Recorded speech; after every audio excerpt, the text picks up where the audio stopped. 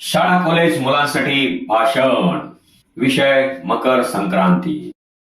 आदरणीय उपस्थित मान्यवरांनो आणि माझ्या प्रिय बांधवांनो, नमस्कार. सण म्हणजे केवळ सुट्टी किंवा आनंद नव्हे. सण म्हणजे जीवनाला नवी दिशा देणारा क्षण असतो. मकर संक्रांत आपल्याला एक महत्वाचा संदेश देते. अंधारातून प्रकाशाकडे जा. जसा सूर्य उत्तरायणात प्रवेश करतो तसंच आपणही आपल्या आयुष्यात निराशा, राग, अपयश यांना मागे टाकून आशा, सकारात्मकता आणि नव्या संकल्पाकडे वळलं पाहिजे. तिळगुळ घ्या, गोड गोड बोला. हा केवळ शब्दांचा खेळ नाही, तो माणुसकीचा मंत्र आहे. कटू बोलणं, समजून घेणं आणि माफ करणं हेच खरं मोठेपण आहे.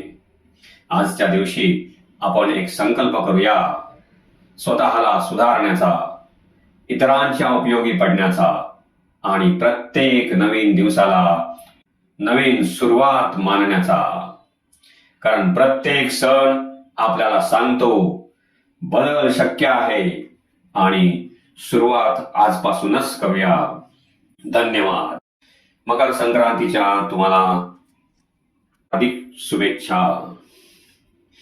माझ्या छोट्या दोस्तांनो, संपूर्ण तयार भाषण देऊन मी तुम्हाला आळशी बनवू इच्छित नाही. कारण मला माझे मराठी बांधव आळशी नकोत. म्हणून ते माझ्या मकर संक्रांती स्पेशल याविषयीचे दोन्ही व्हिडिओ पुन्हा पुन्हा पाहून आणि ऐकून त्यांतून घ्यायचे आहेत.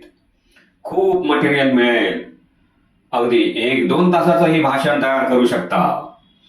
तुमचे स्वतःचे शब्द वापरल्यामुळे तुम्हाला ते बोलताही उत्तम येतील.